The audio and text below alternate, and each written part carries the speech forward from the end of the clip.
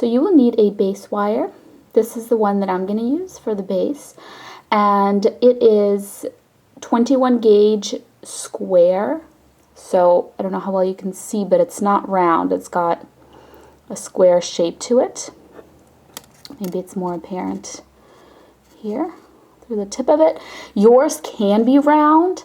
I just like square, and this is what I happen to have. 21 is also a little bit on the thin side. I just ran out of my 20 gauge, so I've been using 21, but feel free to use 20. But this will work. It's a little bit more kind of flimsy. So this is a piece maybe like 10 inches long. It really depends on the size of the ring that you're making, but I feel like this will probably be adequate for most sizes. But you can just cut a longer piece. If I'm ever in doubt, I will just cut myself a longer piece and, you know, just have a little bit of extra at the end that you cut off. So this is copper wire, by the way. This is raw copper dead soft wire from Rio Grande.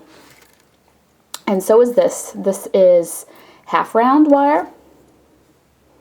It is 22 gauge. And same thing, dead soft. And raw copper.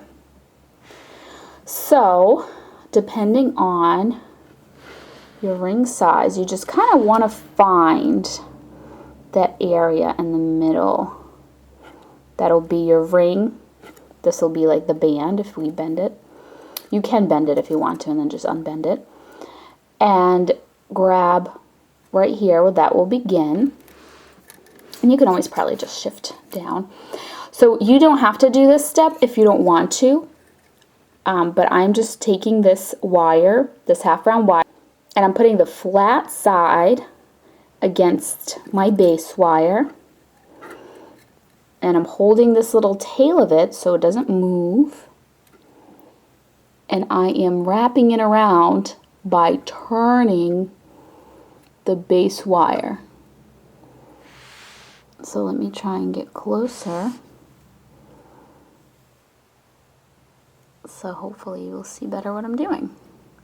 So this is optional. This is if you want your ring band, rather than just being plain like this wire, the ring band will have, you know, this on it. So do that until it is long enough to be your ring band. And what you want to do is take your ring mandrel. This is obviously not long enough, but once it's getting to be, you know, relatively long, you want to take your ring mandrel and you want to bend it around the size of the ring that you want and see if it's long enough, and then, you know, just keep going until it is. So I'll just do that off camera because it'll take me just a little bit of time here, and then I'll come back. Alright, so when you're done, you can cut your wire, just leave yourself kind of a nice long tail if you're going to cut it. So then you want to put it around your ring mandrel. And what you want to do with the ends, so you want to bend them both in the same direction. So then this will be, when they touch, that'll be your ring size. So that's how you can check. Like mine are getting further apart, so that's not, you know, that's going to be too small for that size. So you just have to kind of connect them with your finger to determine the ring size, and then we're going to connect them with the wire as well. So what you can do also, if you end up, you know, connecting it and the size is not quite right, you can always, you know, just kind of unravel and mess around and fix the size. So what you're going to do to connect these two wires is just simply take this half round wire and wrap it around both. And we'll use our pliers in a second here, because you can see mine kind of twisted, so the wires are not right next to each other anymore. It's kind of like this one is on top of this one. So you can just use your pliers to just fix that. See that? Now it's flat. Oh, and you just want to do that. It kind of depends on your stone, but you want to do that for just a little bit longer. So just a little more. The stone that I have is quite little.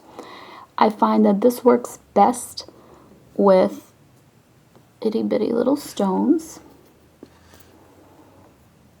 And mine is about 5 millimeters, I think. So this is how much I'm gonna go. If you want, I can count for you. So I have 1, 2, 3, 4, 5, 6, 7.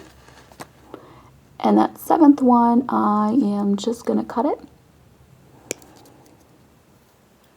Like that.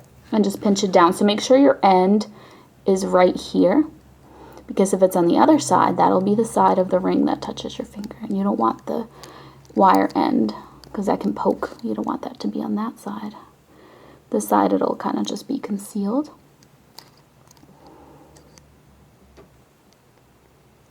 All right. And this little guy, this is just our tail from when we started, the very beginning.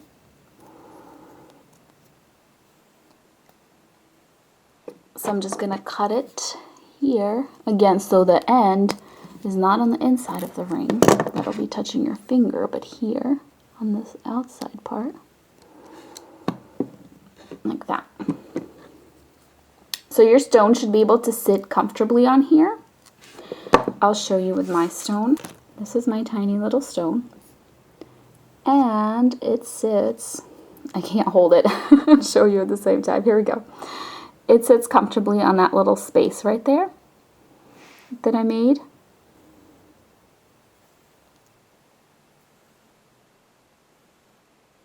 So, what you're going to do, you want this to maybe be just slightly longer than the stone because you're going to bend this part of it up like that with your pliers. Okay. Now, when I did that, it also made this bent, so put it back so that it's straight. And then these down like that. Okay, so this part is a little tricky. It's not bad securing the stone, but just in the beginning of it, it's going to be not very secure and it's going to keep falling out, so just keep that in mind. But in the end, it'll be secure. So, you want your stone to be in here like this. And then you want these wires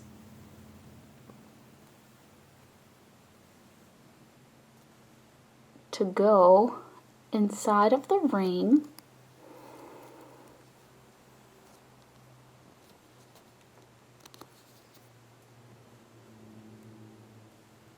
And I'm holding my stone, but if yours falls out, it's not a big deal. Just put it back in. It'll potentially fall out a few times as we do this.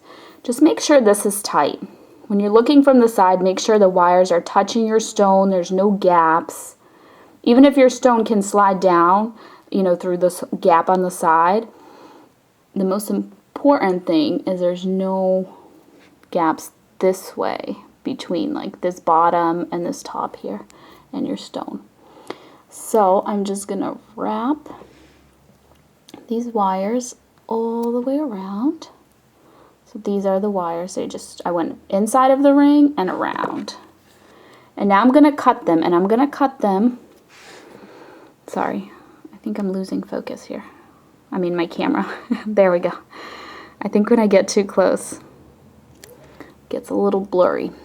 Okay, so I want to cut them in such a way so that I'm going to pinch this down. See how I'm just giving myself just a little bit of room there, but not a ton. So I'm going to pinch it down. And these little ends, they're not going to be visible. They're not quite long enough to reach to the back of the ring and like scratch you. They're not long enough for that, but they're long enough to just kind of go right here. See how it doesn't quite reach to the back, but then from the front you can't see the end of it. So that's what you want. You don't want the ends to be visible from the front. And now just pinch them down with your pliers. Get them out of the way there. Just like that. So again, my ring kind of got adjusted here, so you can just push it down. Because it's supposed to sit on your finger, so this is supposed to just go straight down, not like at an angle. Alright, so here's my ring. Now, what you want is you want these wires here to be on this edge of the ring, of the stone, I'm sorry, so that the stone doesn't pop out. But you don't want them to be so far so that the stone can pop out the front. You don't want to make like a huge opening. Like right now my opening is very, very narrow. The stone is definitely not coming out the front. But it might be able to fall out the side if I push it, you know, from one side. So what I like to do is I like to just get in here with my pliers, just like this, and make a little bend, and then on the other side as well.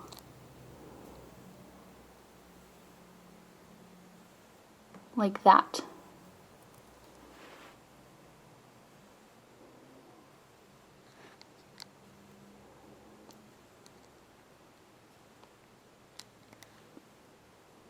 So the only thing is my stone is getting slightly loose now and there. See that little gap is forming? So I'm going to pinch it down on the sides. This is one of those things that you just have to mess around with it until your stone is feeling nice and secure in your ring.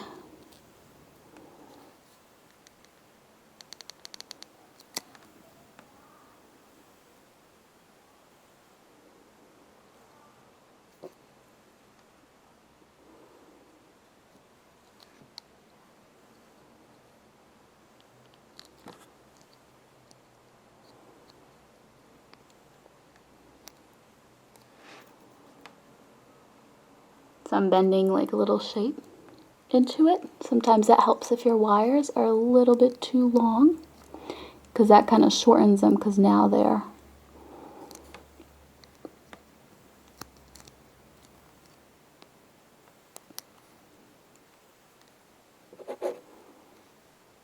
and what might happen is these little ends here that we pinched down, they might start to get unpinched, so make sure you just kind of check them and maybe pinch them down again, because as you're messing around with this, this is the wire, it goes all the way around. It could be, you know, getting pushed down.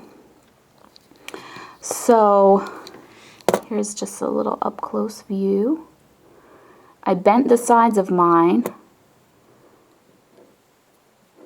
so this is kind of going down here on this side and preventing it from popping out this way, and same on this side. Ooh, but it pops out the front. So we still need to get it so that it does not pop out the front. And what I'm going to do for that is I'm just going to, sorry, it gets blurry here, but just going to try and squeeze it this way. Maybe bring these two a little closer. There we go. I think that'll do it.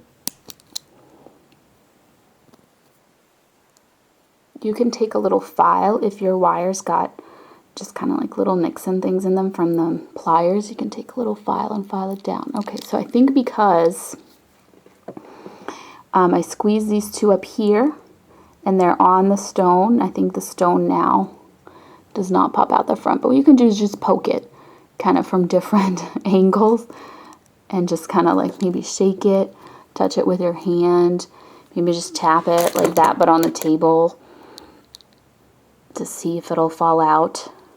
So I think mine is now secure. So I like to just put it back on here. just to get the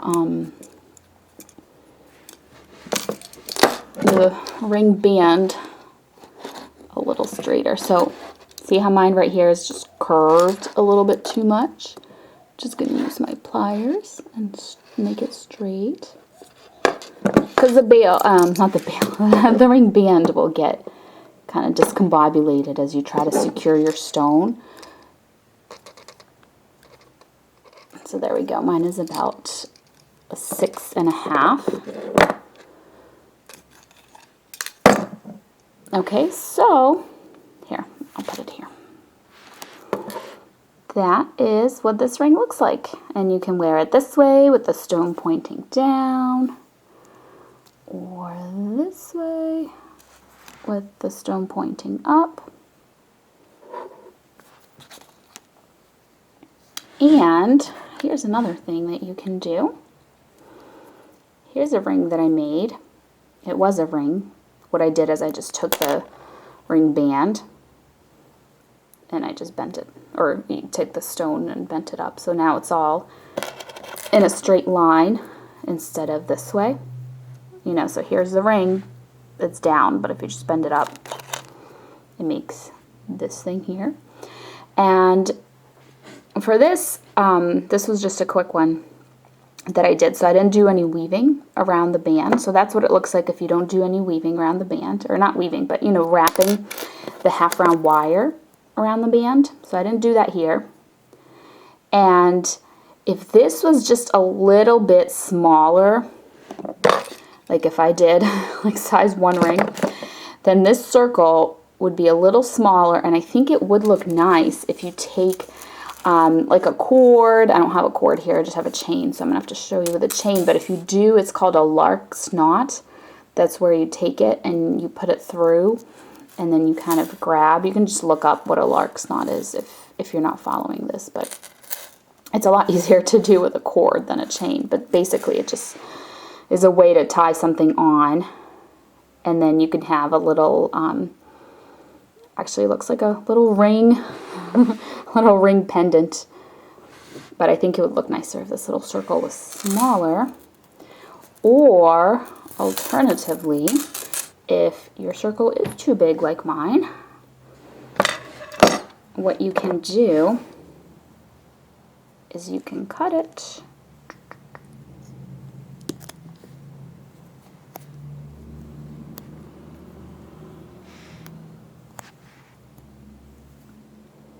And I'm going to cut it one more time because I want to make little loops, but not like super gigantic big loops. So, oh, now this end is bigger. Okay.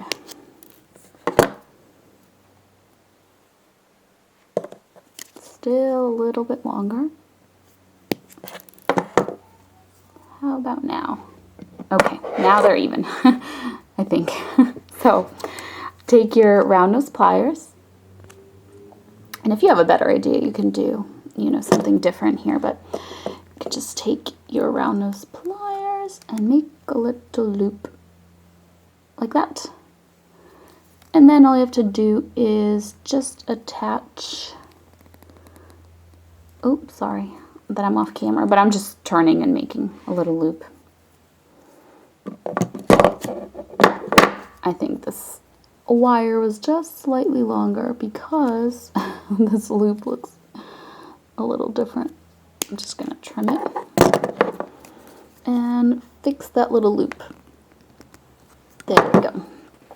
So what you would do, this is like the tiniest pendant, is maybe use a chain and attach, you know, one link of the chain here and one link there, and have this just be like a little pendant with a little matching ring.